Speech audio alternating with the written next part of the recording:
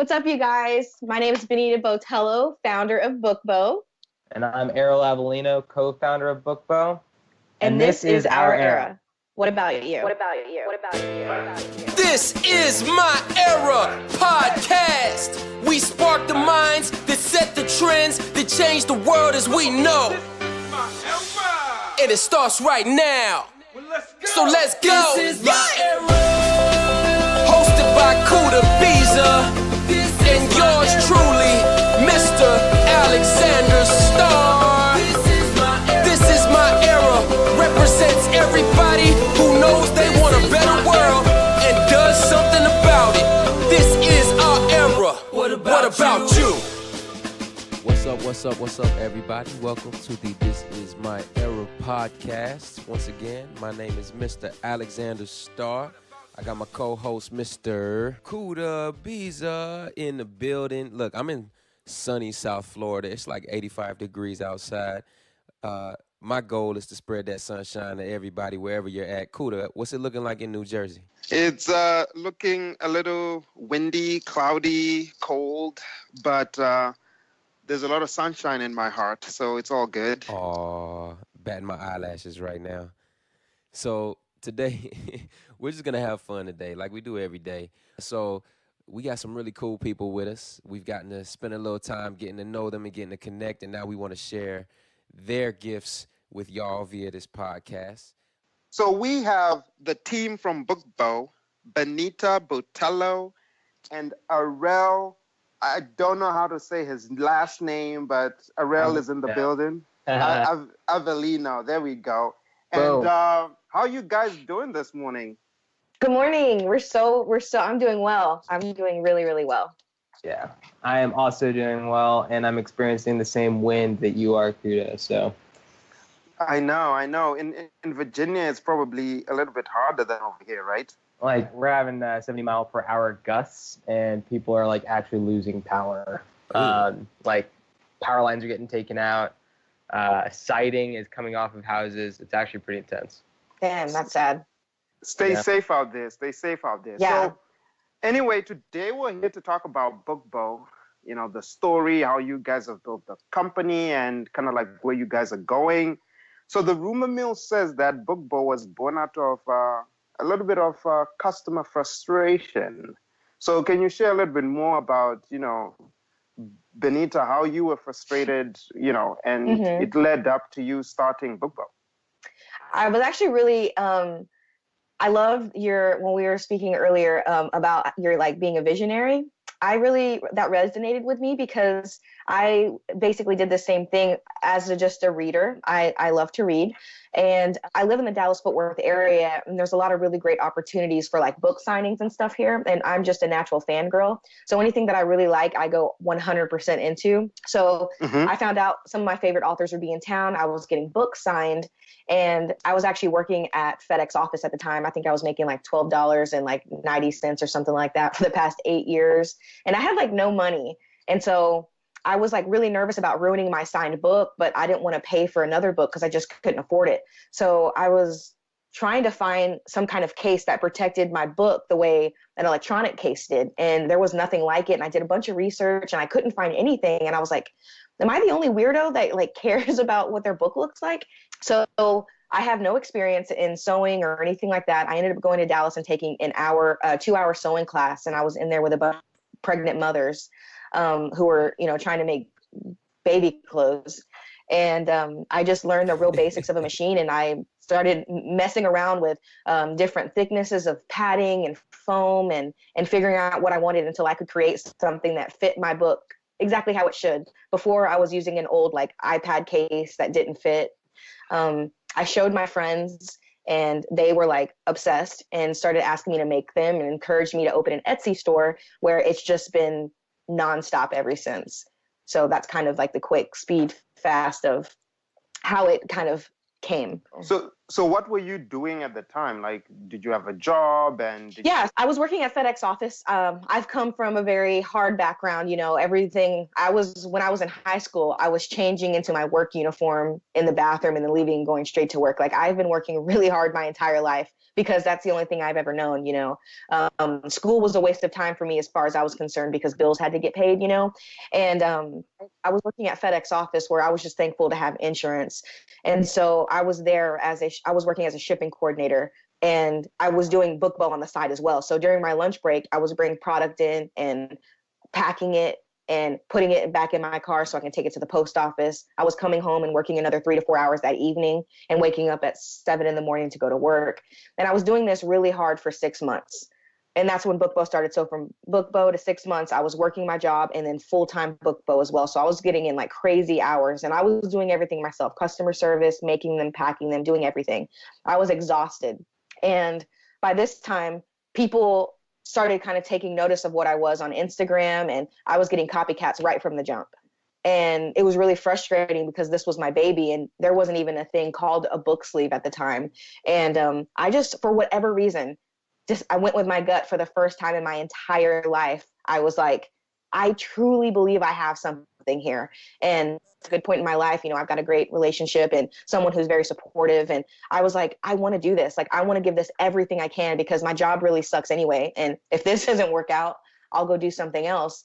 And I was just like, I think I have something. And I put in my 2 weeks, which was really hard because I loved my boss, and I just quit. I quit on a Thursday, and that Friday was my first official day to be working on Book Beau 100% full time. And I got a call from a subscription box called Muse Monthly, and they wanted to add me in their box. And I just sat there and cried because that was like the validation. I knew I was doing the right thing. You know, this is what I'm supposed to be doing. And so I've been jobless ever since, which is really amazing, you know. And here I am, and it's just the greatest decision I've ever made for my life. And it's just been an absolute dream ever since. Like, I went from being nervous and scared and watching my account all the time to celebrating every day. And I genuinely feel like that. Like, every day is a good day. I'm excited for Mondays. Like, I'm ready to suit up. Like, I love what I do. I really, really do. So awesome. So question, when you quit your job on Thursday and you took the reins of your brand new entrepreneurship on Friday, what did your days then look like? Like, if you wake up in the morning, or if you get ready to go to your job, your 9 to 5, and now like you wake up and it's just you and your business, like what did your schedule become from that This point? is a great question because I am very proud of this, and I want someone to ask me so I can say it out loud. Like, my days were the same. I just recently stopped waking up at 6:30 in the morning every day. And I'm now at the 2-year mark this May. I woke up the first Friday, and I woke up at 6:30. I made my man his lunch and I got to work. I came out and just started sewing. I knew how many I needed to get done, and I just started making them. I took an hour lunch, or I took a 30-minute lunch like I would if I was at work. I answered some emails, I ate, and I got back on the sewing machine. And I did that every single day. Nothing changed. I woke up every day like I had a job. I just didn't miss a beat. And I don't know what it was where nothing, I don't know how to explain it, but I just knew I was on a mission, and I just kind of kept going. And like I said, just recently, I finally go into the shop at 8:30, so I'm sleeping in an hour later than I did before.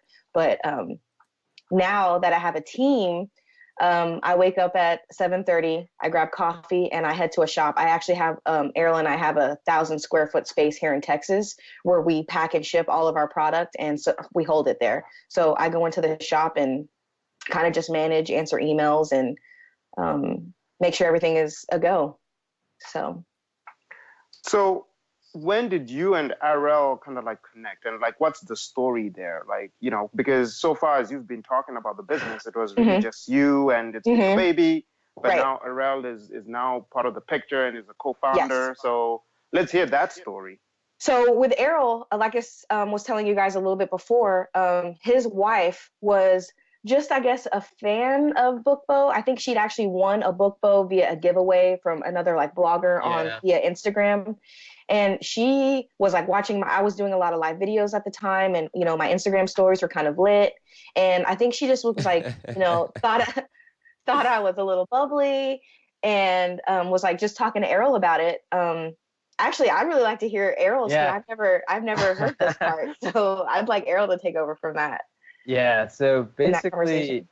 basically the conversation happened. We were sitting. I actually remember where it happened. We were sitting at Chipotle, and she is like talking about. She's like on Instagram, and she's staring at her phone, and she's talking about this girl who, like all these people are bullying her about, not having enough product for, whenever she launches it on Etsy.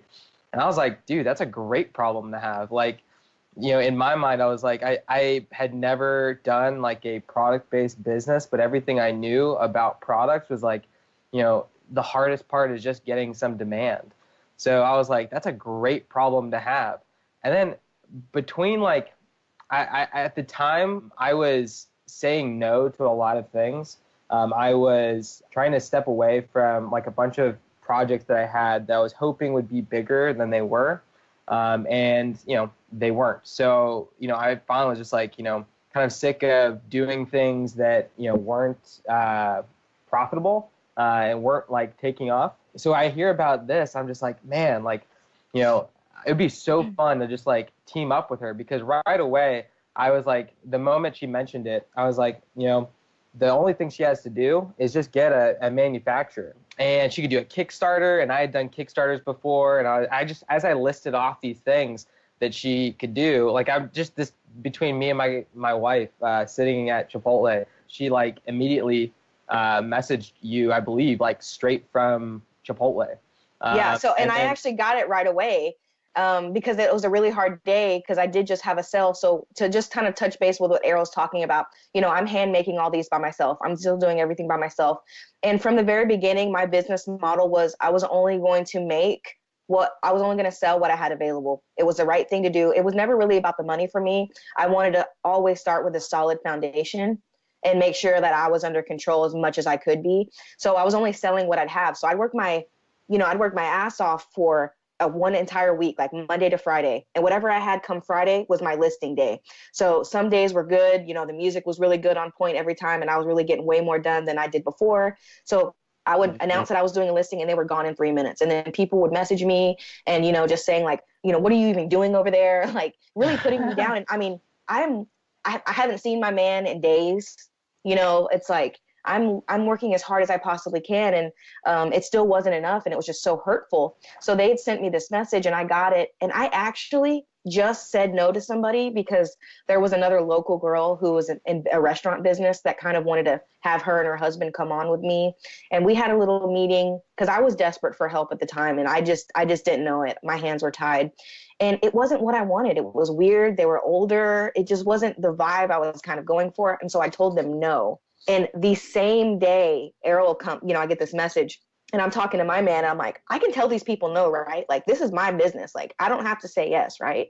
And like just talking myself down because, I'm kind of a sucker sometimes. And I'm going to be honest. I'm a girl. I've got feelings. So sometimes, if someone lays it on me right, I'm like, okay. But Arel came and we just decided to talk. And I was like, you know what? I was like, I'd love to hear more. Let's set something up. And we did it that night. Was it that night, Arel?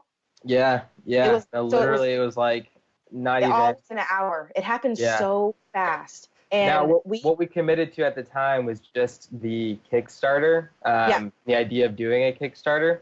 Go ahead and jump on there. Yeah. So Arel basically we had this long, like hours. I think it was like 2-hour conversation where we were both the same kind of like level of passion, and he was hungry, and he had mentioned the Kickstarter, and that never even crossed my mind. I didn't even think that was a possibility. And he was like telling me all these things that we can do together. And I was like, this is what I'm talking about. I need someone who fits the piece, not someone who tries to take over what I feel like I've done well already. He's trying to bring another element to the table that I didn't even know was a possibility, if that makes sense. And that was what I was looking for. And I didn't really know it at the time. But it just felt right to me, like in my heart. And he was honest. And at the time we had what was called like just a good faith agreement where let's just see how well we work together. It was no hard numbers like the last people tried to give me and saying they were going to take this percentage of my business. It was like, let's just see how well we do. And if this Kickstarter is a success, then we will reassess when the time comes. And I thought that was a real admirable thing to do. And he knew he had something to prove and bring to the table. And he was confident in that. And it clearly showed. So fast forward to, a couple months maybe, we decided to do this Kickstarter campaign, and we asked for $15,000 so we can move into manufacturing. And we were funded in 90 minutes. Wow. 90 minutes. And in the 30 days that we did the Kickstarter, we had raised $100,000. Yeah. With a 15K goal. With a 15K goal. You were funded in 90 minutes. Wow. In 90 minutes. And, my man had just had a talk with me because, I'm really crunk and no one understands because it's book stuff. So it's weird. And I'm trying to talk to Aaron, being like, dude, this is a thing, man. Like, that's my guy. And I'm like, and Arel really believes that we could do this. And he like puts his hands on my shoulders and is like, baby, you should be so proud. Like basically already letting me down, like not to get upset that this thing isn't going to happen. He's just like, you should be so proud of where you're at. Even if this isn't there, like you did this, And I called this fool on lunch and I'm like, we made it and it's still going. Like I'm talking to him on the phone and watching the thousands of the dollars just go up. Like it was insane. Wow. Insane. Yeah. Yeah. Because then we doubled the goal in I think 24 hours. So. Oh yeah. We doubled the goal in 24 hours and then it just didn't stop. And then I was like, okay, this is my guy. This is my guy. So question, how did you gain visibility for your Kickstarter? Like, did it just naturally grow wings, or did you have a plan in terms of, getting it visible to people? I already had a pretty good following at the time. Nothing near what I have now, because like on Instagram right now, I have 36,000 followers. But at the time, from the very beginning when I started Book Beau, I knew that branding was really important. And I don't know how I knew that, because obviously I know nothing about business, but I was just like, I know that I want people to know what I am. So I knew a label was the first thing. So before I even sold my first Book Beau, it had a label on it and all that good stuff. But I reached out to influencers, and I was like, before I even met Arel, I had 10 sales and I had 23 followers on Instagram. And I just went and tried to find who I wanted to represent my brand, girls who like the same books that I did. And I sent an email out and I was just like, hey, I'm nobody, but I love my product and I think you will too. I'd love to send you some samples and just use them and love them. I wasn't like, hey, I want to trade you for pictures or anything like that. I was like, use them and love them. I was that confident in my product. I reached out to about just 3 people because I didn't want to get too far of a reach where I couldn't have control over it. So I just reached out to like one girl had 5,000 followers. Another one had like 2, really manageable. And it just grew from there. And that's been my real social media stance on it. So I by this time with the Kickstarter, people had already not been able to get my products. Okay. And so now everyone was like, hey, whoever's been trying to get it, this is your time. And it was just really word of mouth, I feel, more than anything. Grandmas, sisters, aunts were finally able to purchase Book Beaus, not just, their young daughters who were online. We finally were able to open the doors up because it was so select. Like it was almost, they considered it Hunger Games, like, may the best, may the odds ever be in your favor. And it was adrenaline. People were talking about their hands were shaking after they were doing it because it was just like so, they knew they had a certain time period. If they did it, and they weren't going to get it. So So what she's talking about is during the Etsy days, literally because things would get sold out so fast, people didn't even look at what they were putting in their cart. They just dropped it in their cart and checked out. And if they could do that as fast as humanly possible, then maybe they would come out with a Book Beau. But literally, these things sold out for 3 minutes, and people would have these weird strategies of how to get this thing in their cart. So when my wife described to me that was the behavior that was going on, I already knew that a Kickstarter, we wouldn't even need to do a pre-launch phase, because typically with any Kickstarter, you do a pre-launch phase, and the whole goal is to get people excited about the product. We didn't need to do any of that. People are already excited. Yeah, she had already spent about a year, trying to get this in front of people. She put it in front of influencers. She put it in front of people who already kind of had a relationship with an audience, and just people seeing it in that context built up a desire to have it. And then when they couldn't get it, it was all of a sudden a scarcity thing that made it even more valuable. So all of a sudden, when we made it massively available, like literally when they did the Kickstarter, there was suddenly no limit to how many they could get, the styles we had, they could actually pick a style instead of blindly throwing it into the cart. So we knew right away that it wasn't going to need to be this crazy pre-launch phase. That had already happened. So the only thing I did to help things along was basically Facebook retargeting. So I basically set up a pixel so that the link that she sent people to was bookbeau.com, and then that redirected them to the Kickstarter. But in the in-between phase, we had a pixel set up so that everybody who came to the page was marked.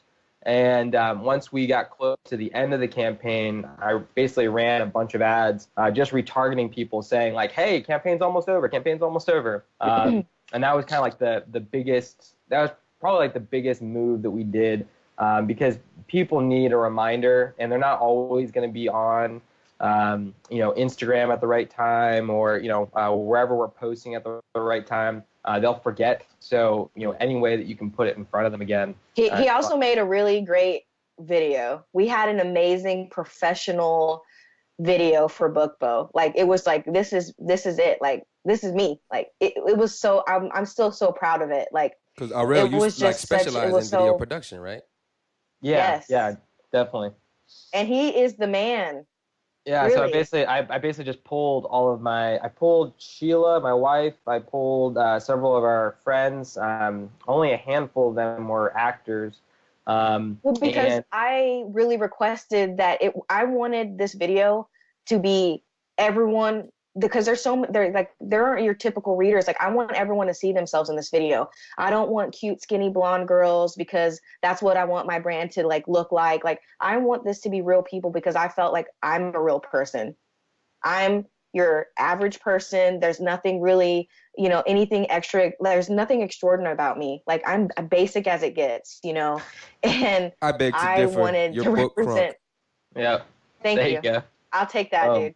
But I genuinely feel that, there's nothing that really stands, that really puts me apart. And so I wanted everyone else to see that in this video. I wanted dads, I wanted people of all colors, shapes, and sizes, because that's what I represent.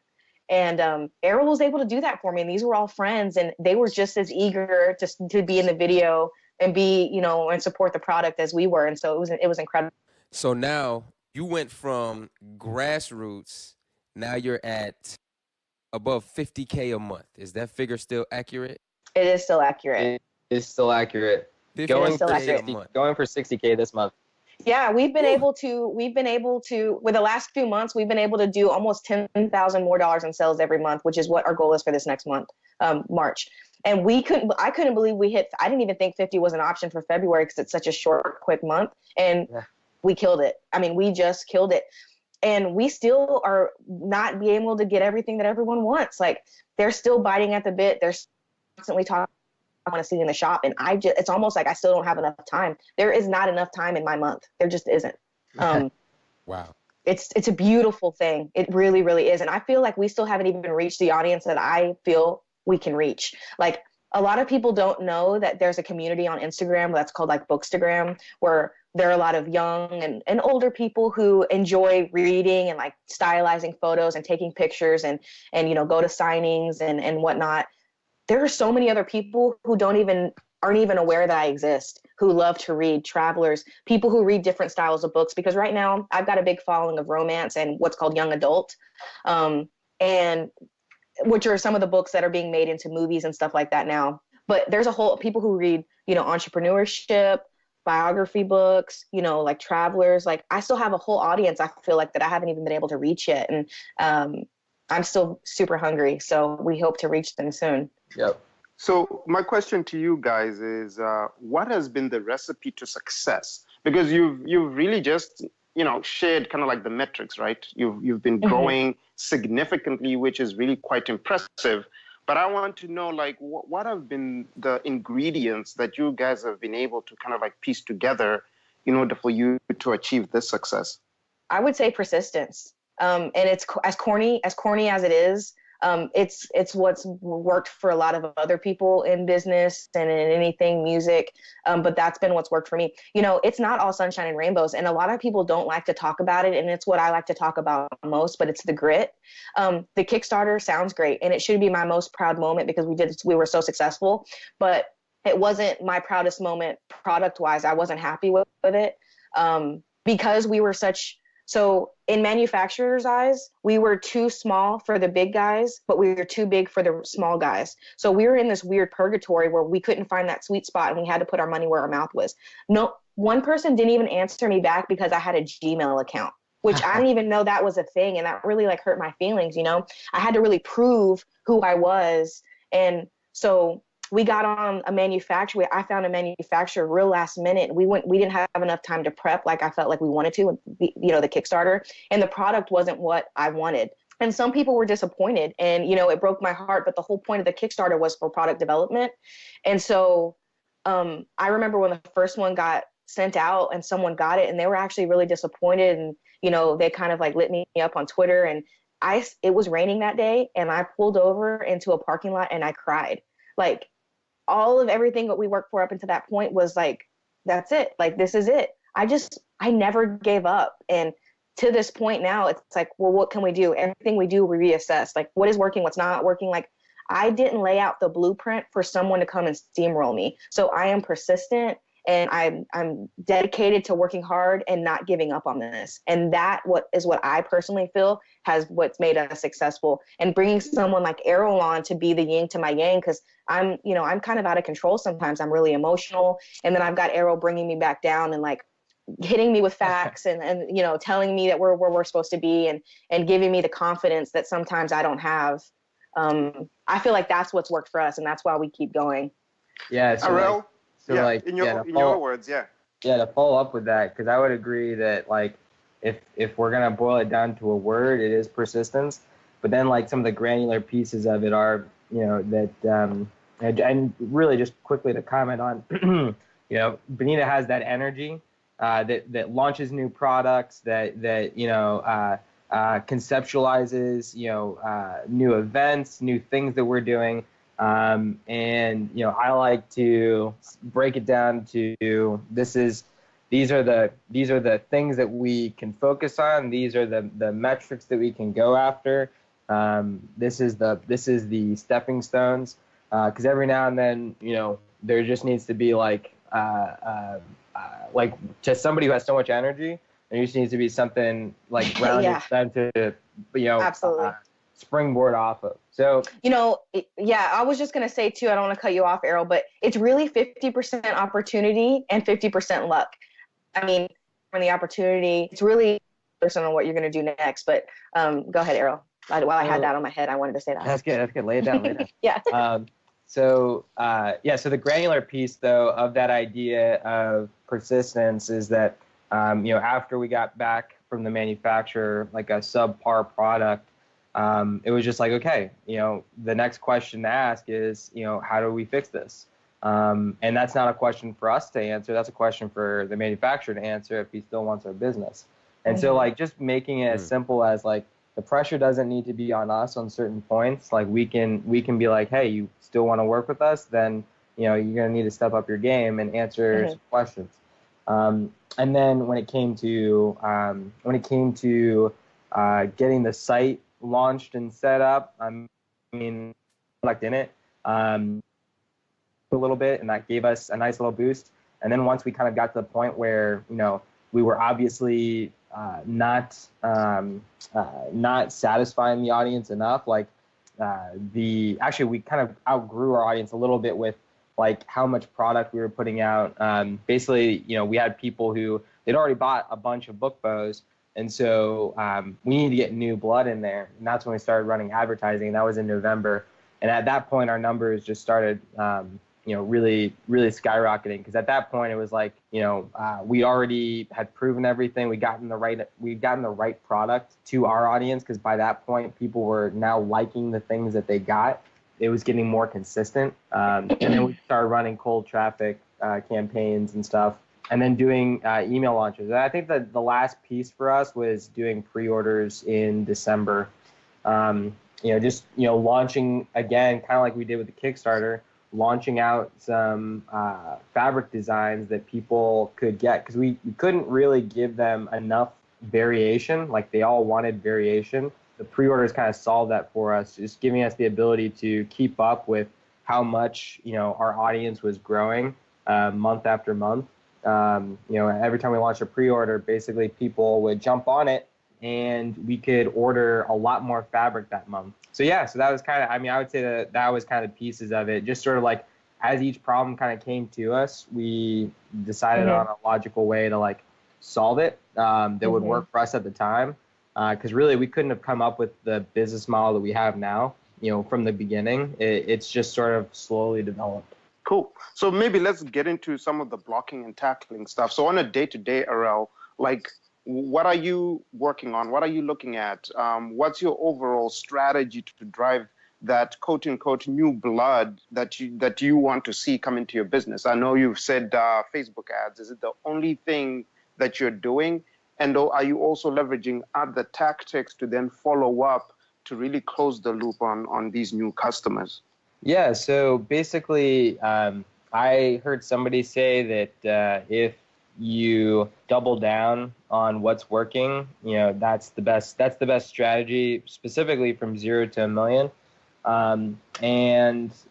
For us, we've still yet to fully capitalize on both Facebook and Instagram.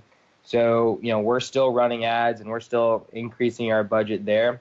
The day-to-day kind of looks like this. I have a spreadsheet that basically keeps track of 2 really important numbers. One is how many new customers we're bringing in and how many new emails we're bringing in. And between those 2 numbers, those are pretty much like the only main things that I track.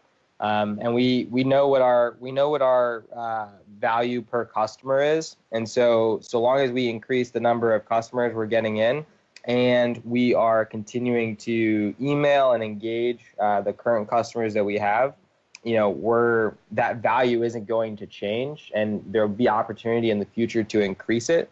But for now, we just know, like, okay, if we just move this one metric up, we're going to hit the number that we want to hit. And we're hoping to be $1 million business before the year is out.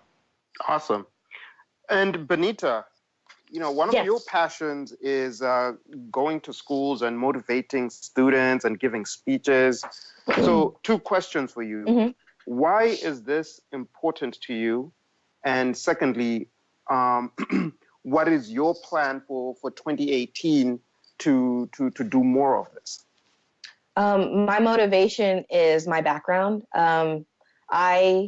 The biggest thing that I remind myself and that I feel the most proud of is that, and that I kind of try to express to the kids that I see, is that you do not have to play the hand that you were dealt. And if I did, I would still be, working, barely getting by, not expecting more for myself. My mom was in a very abusive relationship. I was living with a friend my junior year of high school. As soon as I graduated, I've been on my own ever since. I had a drinking problem.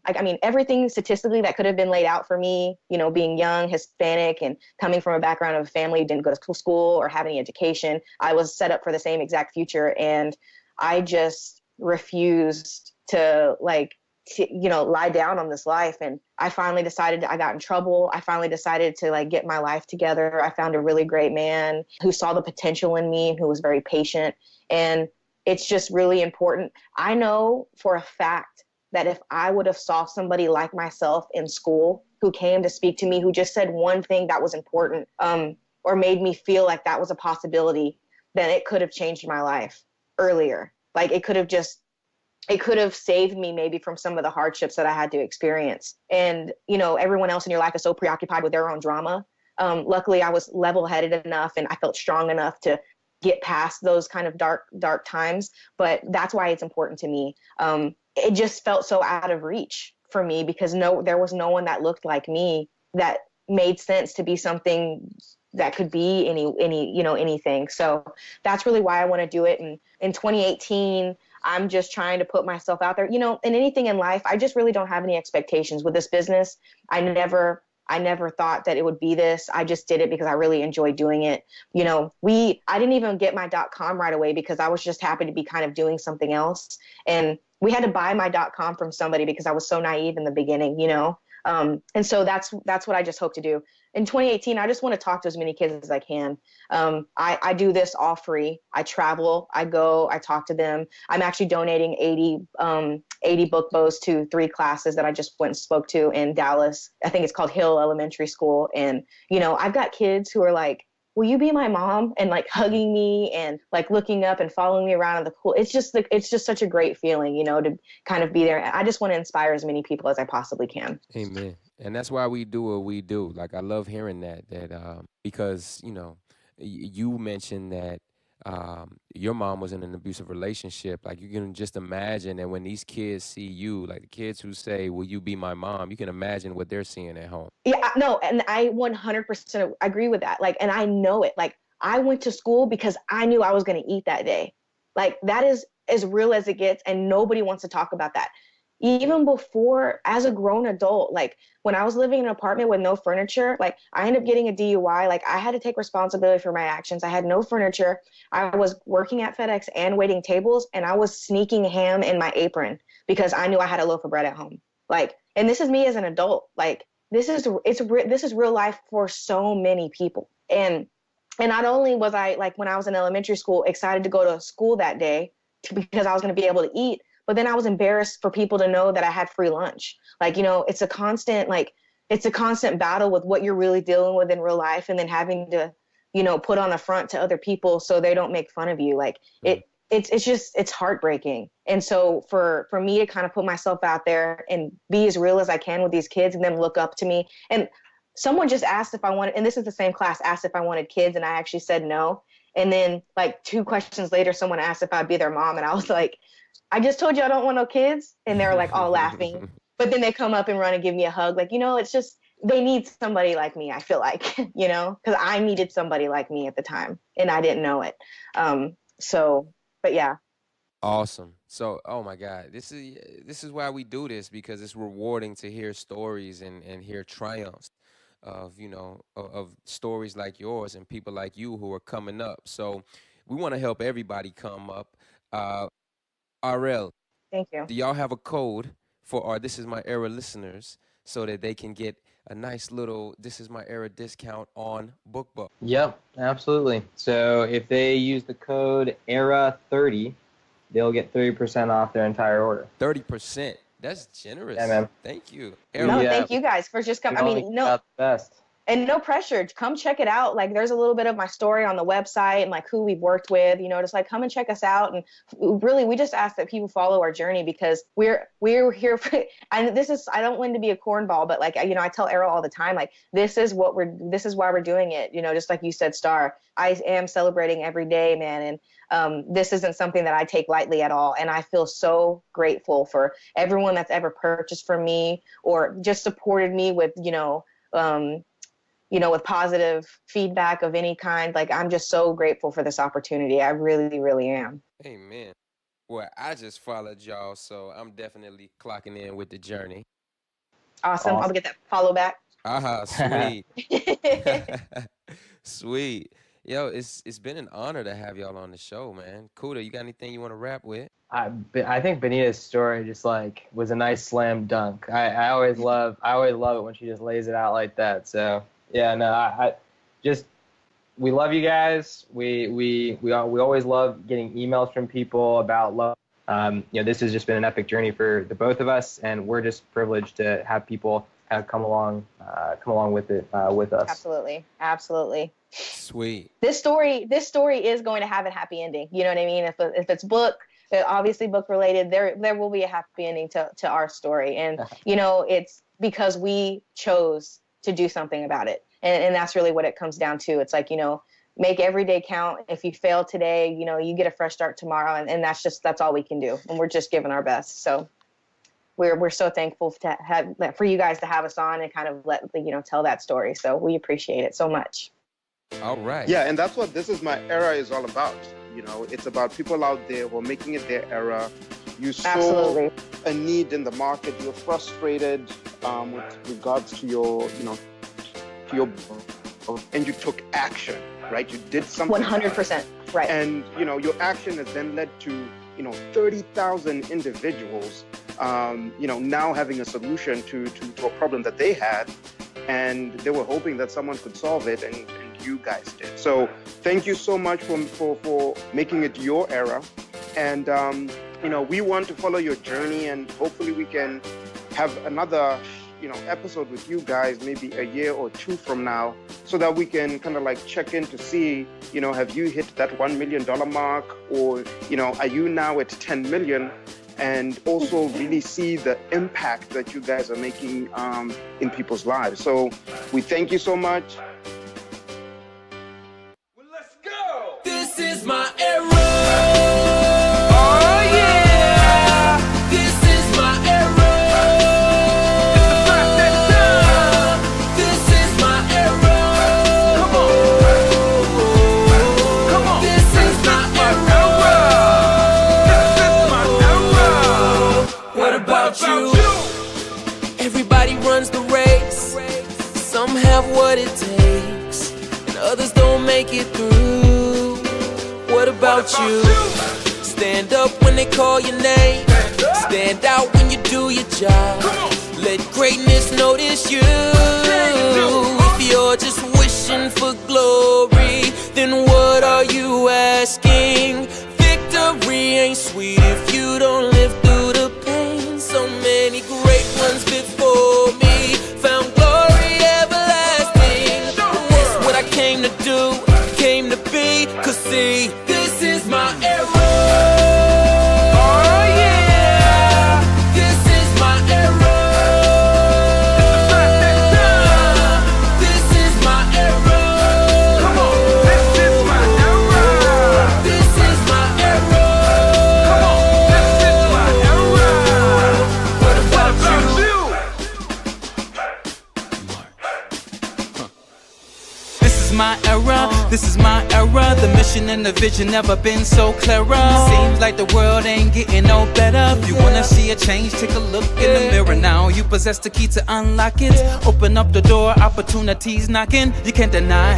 On this road that we're walking, there's gonna be some obstacles, but we'll keep on marching. Some will doubt you, even talk about you, but this world wouldn't be the same without you. Golden people on the rise, we know our value. Reaching the impossible, we'll show you how to. Don't know about you, but I know about me. I was born with everything I need to succeed. Living out the dreams, what I'm supposed to do, what I'm supposed to be. Cause see, This is my era. This is my era. This is my era. This is my era. This is my era. What about you? The world is counting on me, yeah. To be that change that we all wanna see, yeah. Whoa. And as long as I'm living and breathing, I reach for the sky, giving living a meaning. That's what I was put on.